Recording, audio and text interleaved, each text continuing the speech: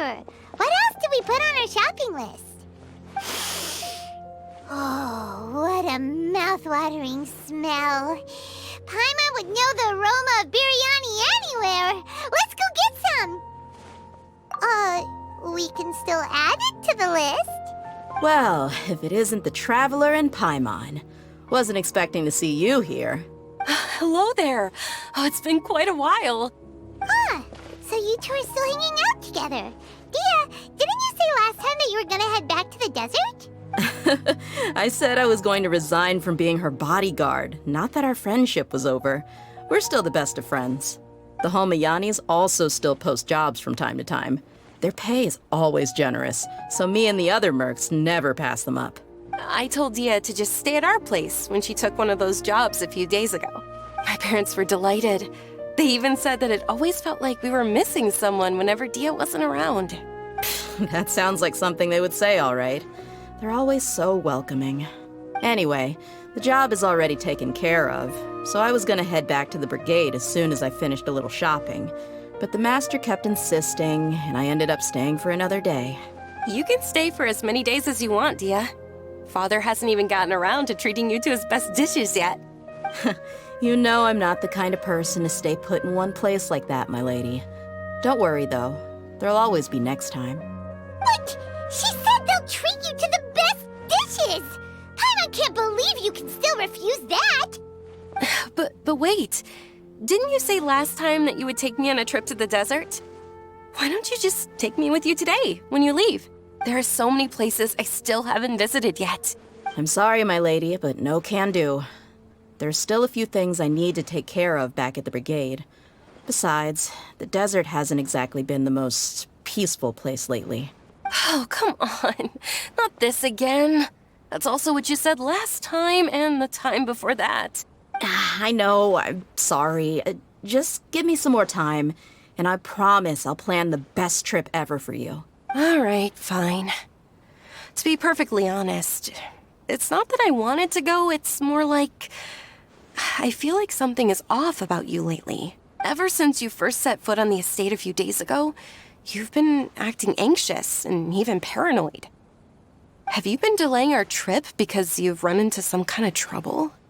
Nah, are you kidding? You're worrying too much. Would you swear on that? Friends shouldn't lie to each other, you know. I wouldn't pry any further if you're willing to swear on what you just said. But if something really is bothering you, then just tell me. You know I'll help you however I can.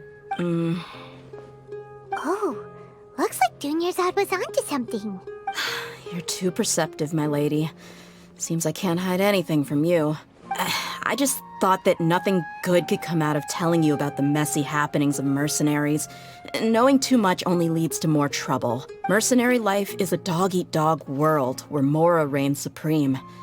Everything operates on a completely different set of rules. That doesn't change anything about what I just said, though. We're still friends, and I can only support you if I understand what's bothering you. My lady, you're not gonna stop until you drag it out of me, are ya? All right, I'll share what I know. Let's go somewhere else first. This isn't exactly the best place for a discussion. Okay, let's talk here. Just try not to draw any extra attention. As you may already know, the Eremites have both a lot of mercenaries and a complex organizational structure. Many mercs are no different than me, just going around looking for jobs to earn some mora. My brigade is called the Blazing Beasts. We're not a large group, but every member is loyal and brave. However, not all Eremite brigades are like mine. Some are willing to cross all kinds of lines for the sake of mora. The most notorious is a faction known as Deshret's Relics. Deshret's Relics? Judging from the name, they must really look up to... Yep, you got it. I've heard that you've already crossed paths with Ain al-Akmar. They're one of the groups under the Relic's banner. Oh, you mean the group that tried to sell us the Divine Knowledge Capsule? Yeah, they weren't friendly at all. Deshret's Relics is composed of many smaller brigades like Ain al-Akmar. The Relic's headquarters issues orders to all brigades under his control. On any other day, I would want nothing to do with them. Unfortunately, though, The brigade that's stirring up trouble now is none other than Dakan al-Akmar. Dakan? I think it means beard or something. Believe me, it's a really stupid name. I found it insufferable for years. Anyway, the real issue is that Dakan al-Akmar is led by my father, Kusela. Say what now? I think I'm starting to understand your anxiety now. But what did they do? I won't go into details, my lady, but they've been involved in a lot of violent incidents. We're talking hundreds. Hundreds? Yep. The scenes tend to be quite gruesome, too. They strip the victims of all their valuables before murdering them. Not only have they targeted merchant caravans and ordinary citizens, but other mercenary brigades as well. That's beyond terrible. They won't even spare their own kind. I don't know how Deshret's relic sees it. All I do know is that Dakan al-Akmar has become more and more aggressive over the last few years. If I don't do something about them, then even my brigade or the people of Aru village could become their next target. I just wish I knew what's driven him to do this. Yeah. How can your father do such terrible things? I don't know. People change. He's always been pretty pathetic. But at least in the past, there were still a few lines that he wouldn't cross. That's setting the bar pretty low. I mean, if he was even remotely decent, then why would I have to leave the brigade and cut all ties with him? He was loud and foolish, with no real sense of purpose. Instead of doing anything useful, he spent most of his time drinking and chasing after women. Of course, the other brigade members were just like him. Their ruckus would go on night after night. Sounds like a nightmare. What about your mother? Did she ever step in to stop them? Unfortunately, I never knew my mother. I'm sorry, Dehya. I didn't know. It's all right, my lady. That's pretty common in mercenary circles. Didn't I mention that my father was chasing after women? I was the result of one of those encounters with some random person. He told me that he wasn't sure who my mother was. And in any case, she never came to see me. He'd say, "You'll be fine as long as you remember to stick with Dad." But even then, he left most of the parenting to the brigade. The one thing I do remember is that he used to tell me stories. But the problem was that he had terrible taste. He only knew a few stories, and even those tended to be pretty stale. They were tales of desert warriors defeating dragons in the forest, or stories of mercenaries rescuing princesses from rebel armies. Sounds like your typical fairy tales. More or less, yeah. They were interesting maybe the first or second time around, but after about 20 repeats, they started to get a little dull. He seemed to think those stories were the best things ever, though. He was so into them that he'd call the whole brigade over and make them perform the whole thing as a play. Even the toys he gave me would all be story props. I'd get helmets, shields, and toy swords. It was only much later when I realized that the shows were more for him than they ever were for me. What an interesting guy. Yeah, I've always found him pretty childish, but that was something I could just shrug off. I had no reason to despise him, until I grew up and learned the true face of Deshret's relics for myself. Looting, blackmail, violence, and fraud. They not only accepted such heinous acts, they would even openly boast about them. No one in the brigade was any kind of hero. Instead, my father and his cronies were more like the bad guys that needed to be taken down. Did they really think that as long as they didn't do any of that stuff right in front of me, I would never know? I think I can understand your feelings. The difference between perception and reality must have hit hard. Yeah, but don't worry, my lady. It's all water under the bridge to me now. I had a huge argument with my father and left that place behind for good. I'm not investigating them due to any bitter feelings I still have towards my father. I just want to protect those that are close to me. Yeah, I told the boys to gather as much information as they could. Most of the reports concern violent incidents, but there's also some talk of smuggling. I see.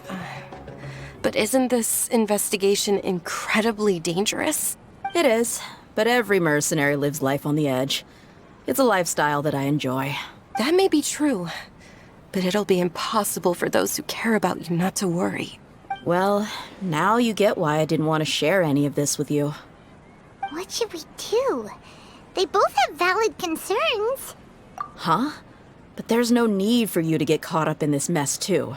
Well, she's super tough, so if she went into the desert with you, then Paimon bets the problem would be solved in no time. I'm inclined to agree. I'd feel a lot more at ease if you took her along to help. I'll wait for news from you in the city until then. Please, stay safe. I'm honored that you care so much for me, my lady. All right, then let's get moving. Our first stop will be Caravan Rebot, where we can catch up a bit with my fellow mercs.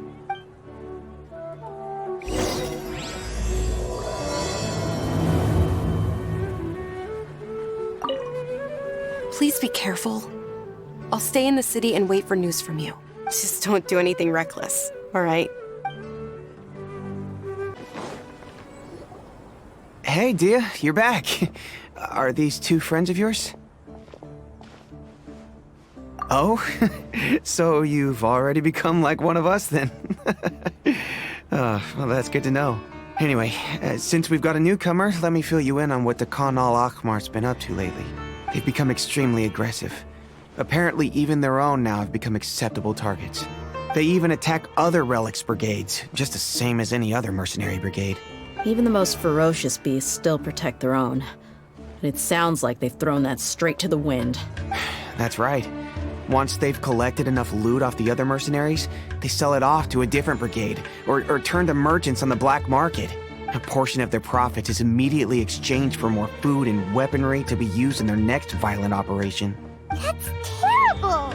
Yeah, and it really makes you wonder why they're so desperate for Mora. A few days ago, Isham and I trailed them for a while, and even disguised ourselves as merchants to conduct trade with them. We were able to learn a few things from the exchange. Rather than saying they're out to plunder and hoard Mora, it'd probably be more accurate to say that they're experiencing an internal power struggle. Wait, a power struggle? You heard me right. The vast majority of their victims are mercenaries from the other brigades of Deshret's relics. If their only goal was Mora, they could have gone after anybody. The targeted nature of their attacks points to a power struggle between the different brigades within the relics. That's the only plausible explanation we have. Unfortunately, we weren't able to find out anything more specific. It seems they're also trying to keep things under wraps. Oh, one last thing we discovered was that over the past few years, as the Khan al-Ahmar became more and more active, Deshret's relics as a whole became a lot weaker. It sounds mighty strange to me, too. Harun, you can leave the rest of the investigation to us. Gotta say, though, I didn't expect you to go on a whole undercover mission during the few days I was gone. Sounds like you were really putting your necks on the line, no? Nah, it was nothing. We're just as concerned about the situation as you are. The Khan al-Ahmar is your father's crew, after all. What he said. Besides, Dehya, haven't you done more dangerous things than all of us combined? What we did is nothing compared to your experiences. Yeah. And while they went to talk with Khan al-Ahmar, I took a look at the last camp they attacked. Any survivors of the attack were already long gone. There was nothing of value left in the camp. Ah, Hisham and Khalaf. You're here too. We rushed over as soon as we saw you come into Caravan Rebot. Although this new friend of yours looks a little green behind the ears, I'm sensing a special vibe from her. Now that we know you'll have a capable partner with you, we can also rest easy. Hey, what about Paimon? Feel anything special? Oh, you're also planning to tag along with them? Of course. Paimon is the traveler's most important guide. Wherever she goes, Paimon will follow. Oh, in that case, then you'd better take care of her too, Dehya. Don't underestimate Paimon! Don't worry about her. She may look tiny and helpless, but she's been through just as many battles as the Traveler here. Even if she had only survived on sheer luck, then that alone would still make her quite formidable. I had no idea. I guess I shouldn't judge by appearances. Oh, one other thing, Dehya. When you're free, why don't you update the deputy about your upcoming schedule? We held another recruitment event a few days ago, but everyone only came to see the Flame Main. You weren't around at the time, so people were pretty disappointed to only find our crew of rough, unkempt guys. The deputy put a lot of effort into the event, but it was basically for nothing. Only a few people chose to stay, and that really got to him. Sorry to hear that. I'll be sure to bring him some great liquor next time. I left in a hurry, and I couldn't make it back in time for the event. Gotta admit, I can understand their disappointment, though. You're our brigade's main selling point, after all. Now, if only the deputy could figure out a way to bring a few more smoking hot members into our ranks. Keep dreaming. Remember the last time I invited a couple gals into the brigade? You all just froze up with your mouths gaping like a bunch of scarecrows. The awkward silence and weird expressions left quite the impression on them. They were originally interested in joining us, but after that, they both told me they were too uncomfortable to stick around. Hey, didn't we agree to never bring that up again? Huh? Wait, are you serious? Why have I never heard about this? I don't think you were part of the brigade yet. Are you kidding me? I missed a once-in-a-lifetime moment like that and you weren't even gonna tell me? All right. We can tell you about it later. Now's not the time. Hey, don't you try to change the subject. You and Hisham get your butts over here and tell me everything right now. Are they always like this? More or less. There aren't many rules or graces when it comes to mercenaries. We're used to just speaking our minds. If someone starts getting under your skin, you just yell right back at them. And if that doesn't put an end to it, then you just challenge them to a fight. But we also don't tend to take many things too seriously. Being direct and getting it all out of your system as soon as things come up is better than keeping everything bottled up, never talking about it. That's also why I never spare their feelings when I talk to them. If I want to laugh, I'll laugh. If I'm angry, then I'll unload on them. It's hard to stop once you get used to it. Though, I can never do that when I'm with the Homayanis. Hey, knuckleheads! Can you at least tell me the rest of the intel before you go back to your bickering? Yeah, you hear her, Holloff? Told you we gotta focus on the investigation first. I drew up a map. Right here is the spot. There you'll find the merchant caravan responsible for getting rid of Dakan al-Akhmar's looted goods. All you gotta do is wait and ambush them in the evening. They'll have no idea what hit them. Perfect. Thanks for that. Be sure to pass my regards to everyone else in the brigade as well. Will do. You stay safe, Dehya. This should be the place. Let's find a spot to hide and bide our time. It's gonna come down to a fight one way or another, so let's all be careful. No need to worry. She knows her way around a fight. I'm not worried about that. What I meant is that we probably shouldn't go too hard on the enemy. After all, we still need to get information out of them.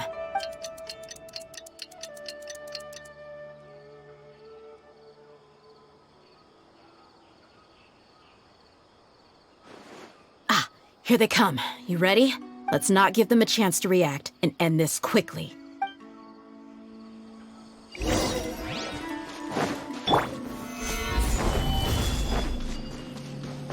Order guide. Rain Cutter! Huh? Rain outlines your fate.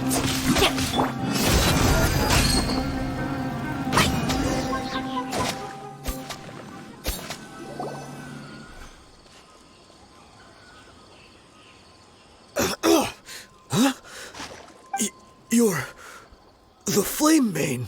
Good. That saves me an introduction. All right, time for a little talk. Are you buddies with Dakan al-Akhmar now? Tell me, what are they after? You know the code of being a mercenary just like everyone else. The first rule is to never divulge key information about our employer. What makes you think I'd talk? That might have worked on an amateur, but I know you're just looking to protect your reputation. Think about it, though. What's your reputation worth if you won't have the other tools you need to succeed in this line of work? Tools like, I don't know, your limbs or eyes? You've got 5 seconds. You might want to think twice about how much your employer's information is worth to you. Whoa! I'm not joking around. We can do this the easy way or the painful way. 2 seconds! I'll save you the trouble.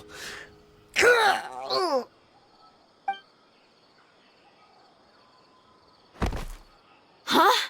Are you crazy? He tried to bite off his own tongue.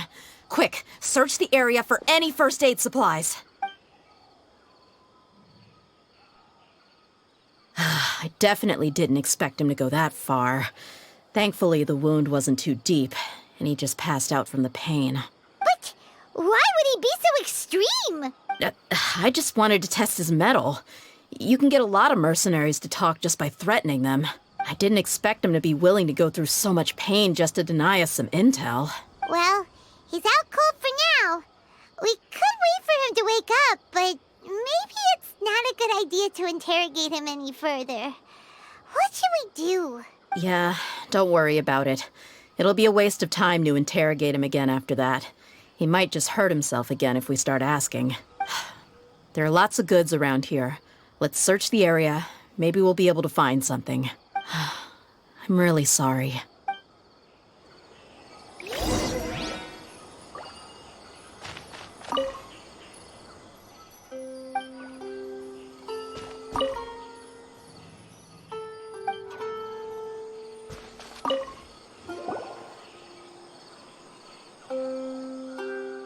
We found a piece of paper with a bunch of names on it. Maybe it's a record of something. Let me take a look. If this really is a merchant caravan, they should have a record of their transactions. Yep. I see an entry for Dakana Lakmar right here. Kusela, Idrisi, Bashar, and Takriti. All familiar names. Dakana Lakmar has been trading for a hefty supply of food, weapons, and medicine. It seems that in the past, they used to receive some canned knowledge as well. This caravan is just one link in their logistics chain. Once in the rainforest, the caravan will exchange the looted goods for Mora, and the funds will then be passed to a specific person. That person will then pack the caravan full of necessary goods, which will then be brought right back to Dakana Lakmar. Wait, why is there no Mora value recorded for the final transaction? No value? Yeah, every transaction before the last one was marked with an exact amount of Mora, but the final one, where they paid for everything to be brought back to the desert, was simply marked as delivered. Perhaps, but they couldn't have known how much they would make off selling the loot. Do they not care about profit margins at all? Anyway, the next part's the records of the goods themselves. There are a lot of entries. Everything was probably sourced from the rainforest. Huh? What's wrong? Shahzaman Homayani? Homayani? You mean Dunyarzad's family? Could it just be another family with the same last name? I'd be surprised to find someone with the exact same first and last name.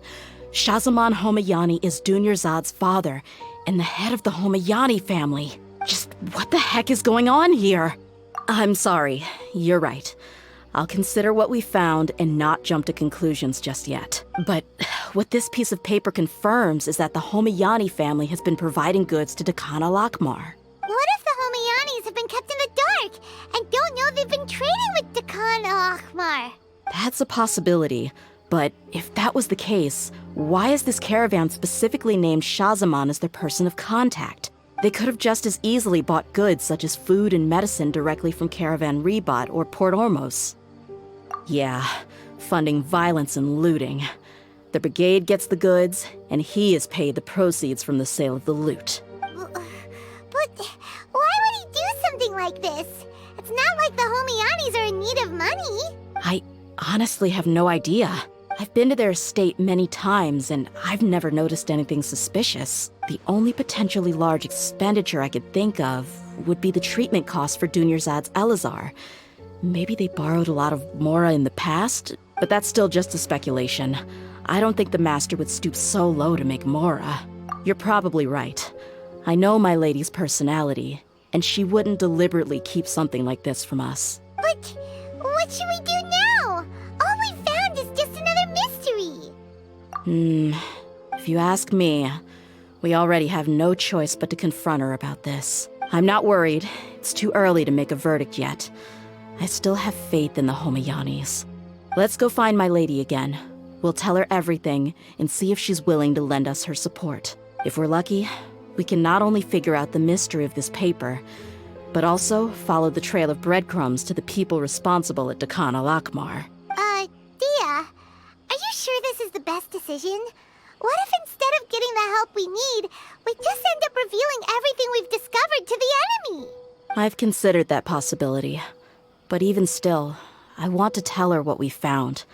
I think I owe her that much.